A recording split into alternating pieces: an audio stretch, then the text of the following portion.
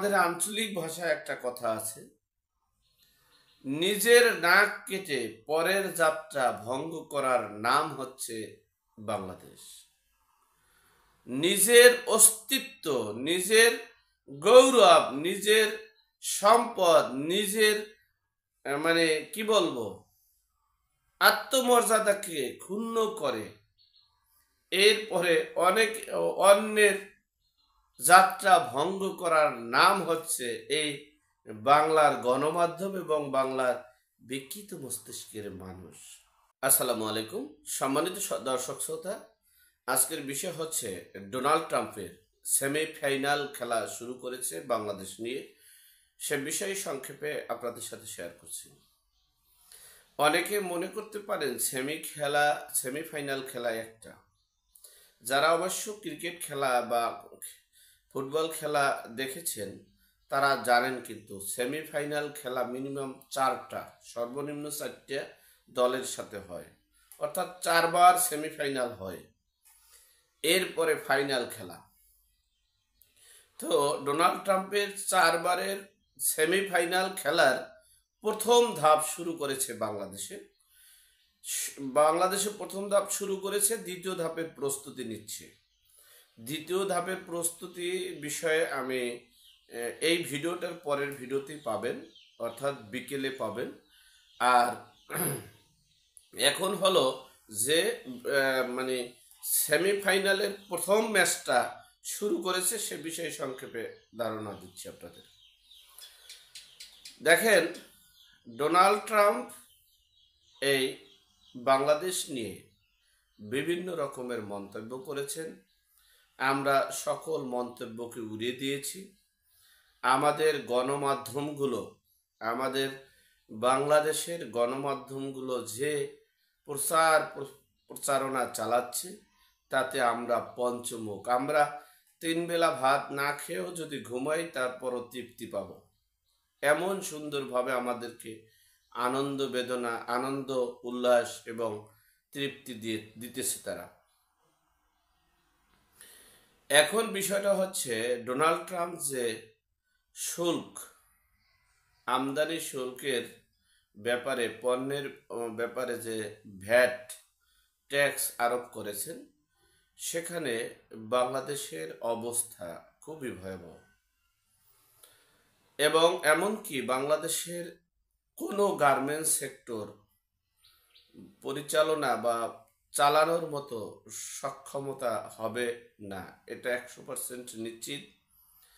তবে যারা এই মার্কিন যুক্তরাষ্ট্রের সাথে যারা ব্যবসা করে না তারা হয়তো বা চালাতে পারে, কিন্তু যাদের মার্কিন যুক্তরাষ্ট্রের সাথে ব্যবসা আছে তাদের দ্বারা এই বাংলাদেশে কোনো ব্যবসা করা সম্ভব নয়। ডোনাল্ড ট্রাম্পের যে নীতি, ডোনাল্ড ট্রাম্পের কথা হচ্ছে, সারা বিশ্ববাসী আমার দিক নির্দেশনায়, আমার পরামর্শে আমার কাছে আসবে, আমার ডিসিশনের উপরে নির্ভর করে চলবে। যারা একটু বেশি বোঝার চেষ্টা করবে, যারা একটু নিজেকে অনেক কিছু মনে করবে, তাদের অবস্থা আমি আস্তে আস্তে শিক্ষা দিতেছি এবং শিক্ষা দেব এবং সে বিষয়ে বুঝতে চেষ্টা করব। এই শুল্ক আরোপের পর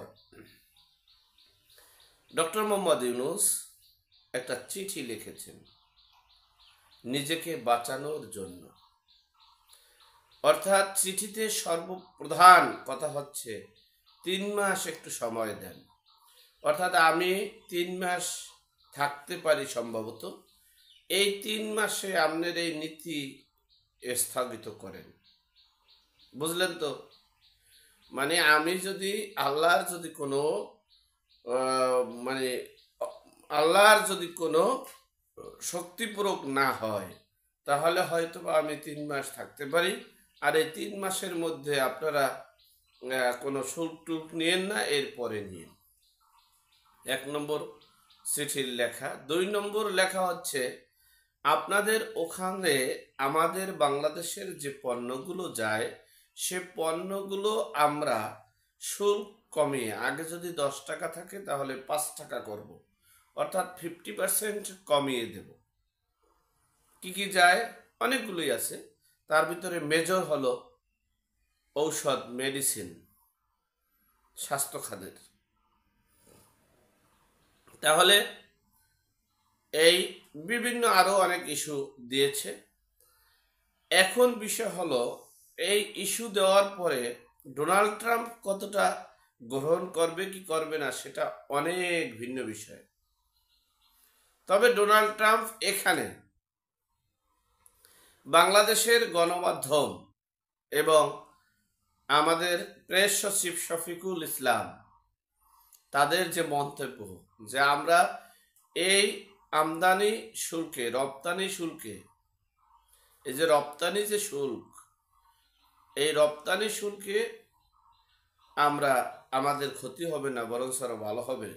কারণ ভিয়েতনাম হলো আমাদের প্রতিপক্ষ, আমাদের চেয়েও ভিয়েতনাম আরো বেশি শুল্ক আরোপ হয়েছে। চিন্তা করে দেখেন, আমাদের আঞ্চলিক ভাষায় একটা কথা আছে, নিজের নাক কেটে পরের যাত্রা ভঙ্গ করার নাম হচ্ছে বাংলাদেশ। নিজের অস্তিত্ব, নিজের গৌরব, নিজের সম্পদ, নিজের মানে কি বলবো, আত্মমর্যাদাকে ক্ষুণ্ণ করে এরপরে অনেক অন্যের যাত্রা ভঙ্গ করার নাম হচ্ছে এই বাংলার গণমাধ্যম এবং বাংলার বিকৃত মস্তিষ্কের মানুষ। যাই হোক, এখন বিষয় হচ্ছে এই ডক্টর মোহাম্মদ ইউনূসকে অবৈধ সরকার বলেছে ডোনাল্ড ট্রাম্প। 2 নম্বরে বলেছে শেখ হাসিনার অনুপস্থিতিতে দেশে সংখ্যালঘু নির্যাতন, নিপীড়ন।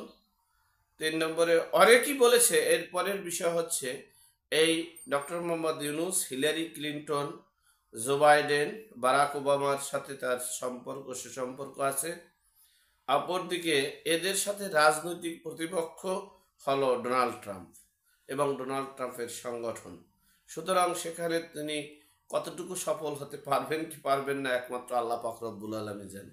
খেলার ম্যাচে তো দুইজনই মাঠে খেলে, কে জিতে আর কে হারে সেটা হলো ভিন্ন বিষয়। তবে কথা স্পষ্ট যে এই রপ্তানি শুল্ক বৃদ্ধি করার কারণে বাংলাদেশ না, শুধু বিশ্বের সকল রাষ্ট্রের রাষ্ট্রপ্রধানরা ডোনাল্ড ট্রাম্পের সাথে সাক্ষাৎ করতেছে, আলোচনা করতেছে, বসতেছে।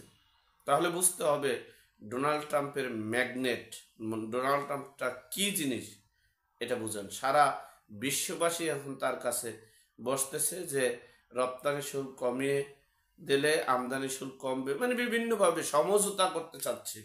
এখন এই নীতি যদি করা না হতো তাহলে তো আর ডাকিয়ে ডেকে সমঝোতা করা সম্ভব হতো না। বিধেই এখন তার ধর্ণা ধরতেছে, সেখানে সর্বপ্রথম শুরু করেছে বাংলাদেশ। যাই হোক, এরপরের এই কোয়ার্টার ফাইনালের ম্যাচ আর একটা শুরু হয়েছে, সে বিষয়ে সংক্ষেপে ধারণা দেব আপনাদের। এখন পর্যন্ত এখানেই শেষ। ভালো থাকবেন, সুস্থ থাকবেন। আসসালামু আলাইকুম।